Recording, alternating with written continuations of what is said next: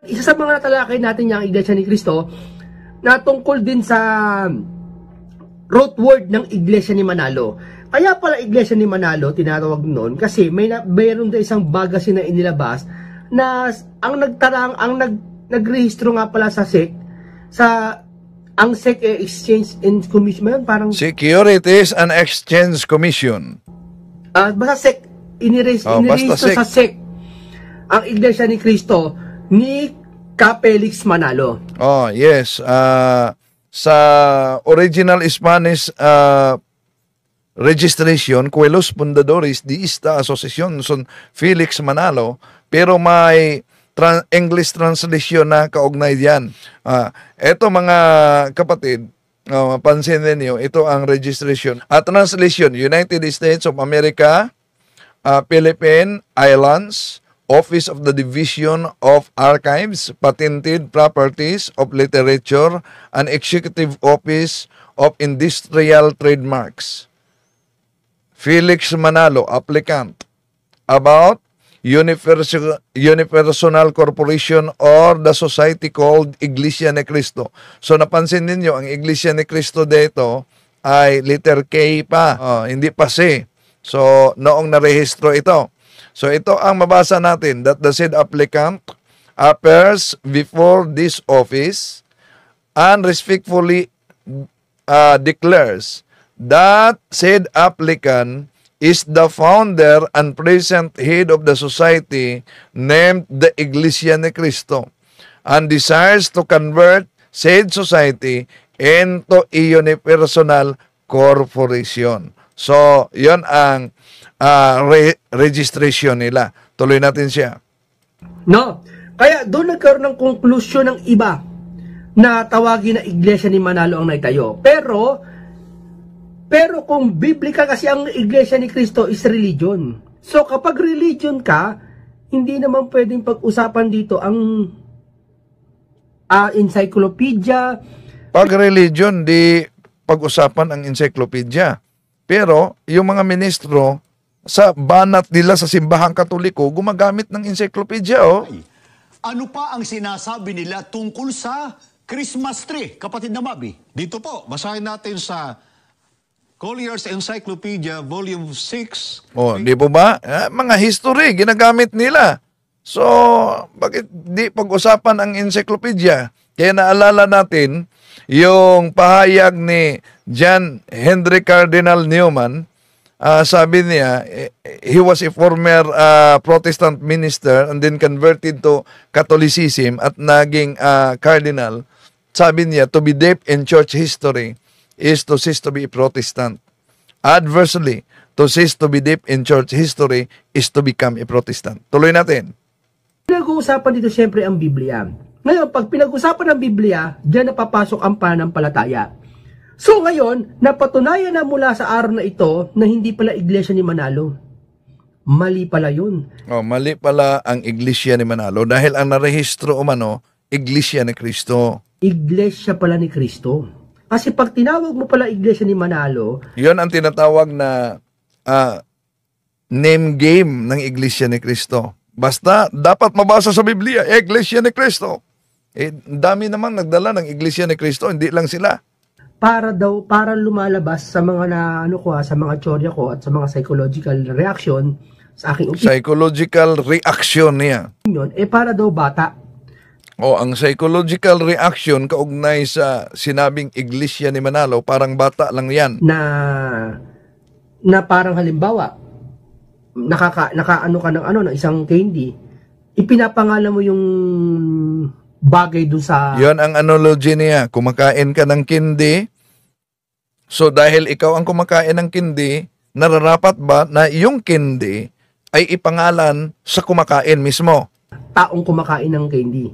Yan. So, tugma ba yon na analogy? Hindi. Natural na yung gumagawa ng candy, dapat sa kanya ipangalan yung candy dahil siya ang gumagawa. Siya ang naglikha. Dapat, karapat-dapat lang na ipangalan ang naturang candy sa naglikha, hindi sa kumakain. Ibig sabihin, sino man ang nagtatag sa Iglesia ni Cristo, dapat dun sa kanya ipangalan ang naturang iglesia, hindi sa mga kaanib. Dahil kung balikan natin ang kaniyang analogy na kumakain ng kinde, walang pagkakaiba na yung kumakain ay yun ang umanib. Pero ang gumawa sa kinde, yun ang nagtatag. Ganon din ang sa iglesia ni Kristo. Kaya kahit sa Pasugo Magazine nila, ito mabasa natin sa Hulyo 1952, page 4. Kung ang babalingan ng pag-uusapan ay ang nagtatag, dapat siya ang may-ari ng itinatag. At sa kanya rin manggagaling ang mga aral at turo na ipinatutupad.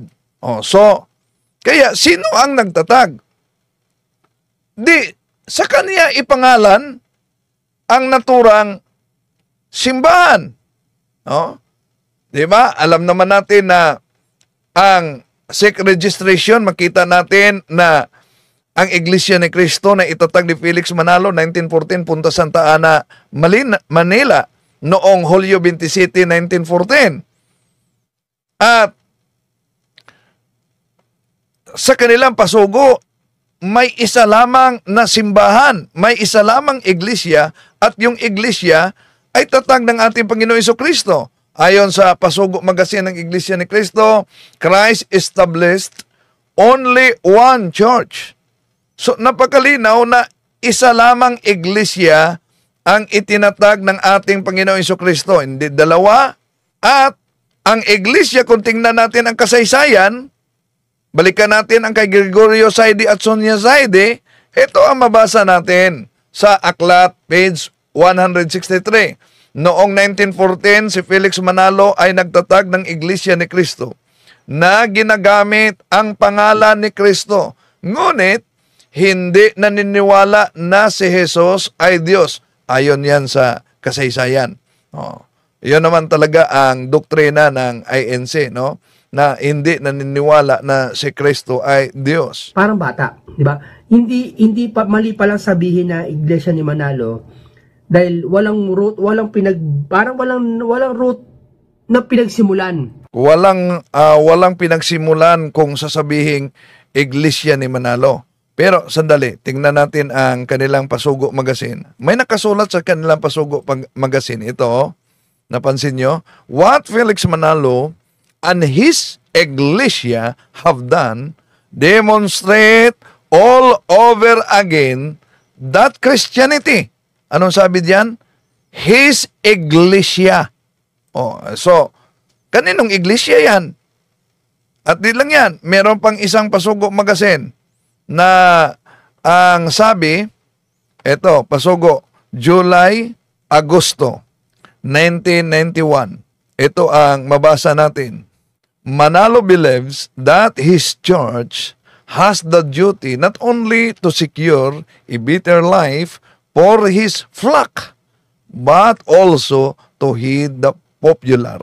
So napansin nyo ba? His church.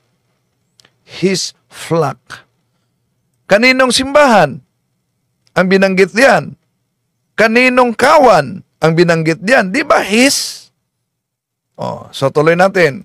No, doon nagsimula sa conclusion lang sa sariling kalooban na kung bakit Iglesia ni Manalo. Pero ang totoo pala, ayon sa pananampalataya ng mga Iglesia ni Cristo at batay sa aking pagsusuri, na ang kanilang sinasampalatayanan, kaya Iglesia ni Cristo kasi yun ang sinampalatayanan na natupad sa hula ng Biblia sa ating panahon. So, yun natupad daw sa hula ng Biblia. Yun ang sinasampalatayanan ng INC. Pero kung tignan nating mabuti, ang ginagamit nila, sinasampalatayanan nila, yung mabasa na Iglesia ni Cristo, lalo na sa Roma 16:16. Pero alam nyo ba na yung Iglesia ni Cristo, Ecclesia tu Christo in Greek, sa Roma 16:16, tingnan natin, hindi naman yun official name. Dahil hindi yun proper name. Pero pag sinasabing hindi proper name, merong salin ang Iglesia ni Cristo mga ministro na dinadala yan, salin ng Katoliko na ipakita nila, meron naman sa Katoliko ito, may proper name, capital letter talaga. Pero din nila maangkin yan. Bakit din nila maangkin?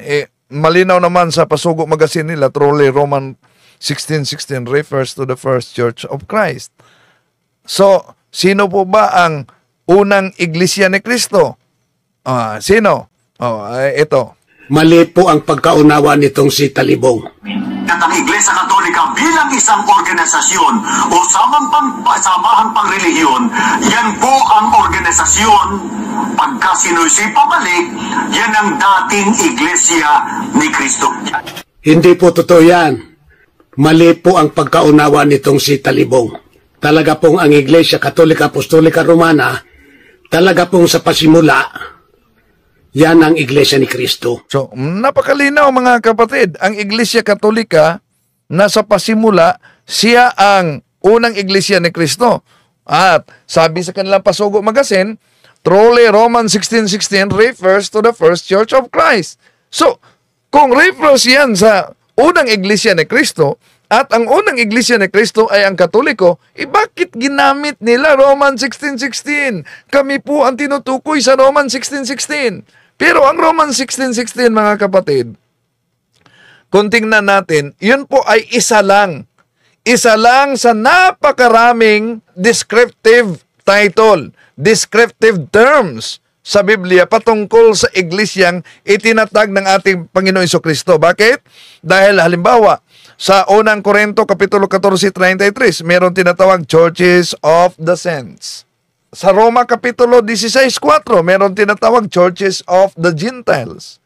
Sa 1 Corinthians chapter 1 verse 2, meron tinatawag na Church of God. Ay naangkin din yan kay Eliseo Soriano.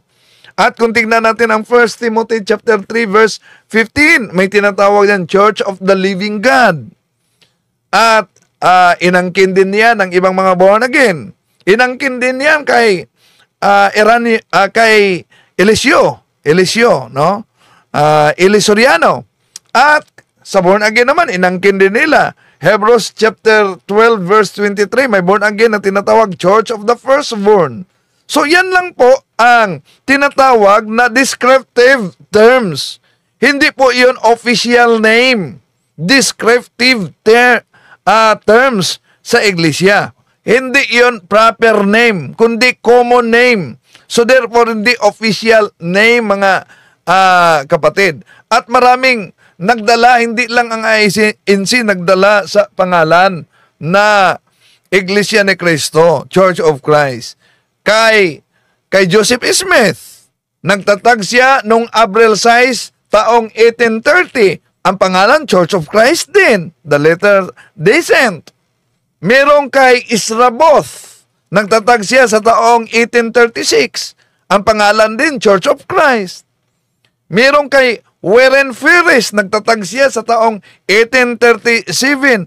Ang pangalan din, Church of Christ. Merong kay William Chubby Late, mga kapatid, 1830. Ang pangalan din, Church of Christ. Merong kay Hiram Page sa 1842, Church of Christ din ang pangalan. So paano yan? Ang daming gumagamit sa Roma 16:16. At itong mga gumagamit sa Roma 16:16, mas nauna pa sa Iglesia ni Cristo. Na ang Iglesia ni Cristo, 1914. Ngunit, itong Church of Christ ni Joseph Smith, April 6, 1830. Church of Christ ni Israboth, 1836. O so nauna pa. Kaya, di pwede na ang batayan mga kapatid, basta mabasa sa Biblia, totoo na.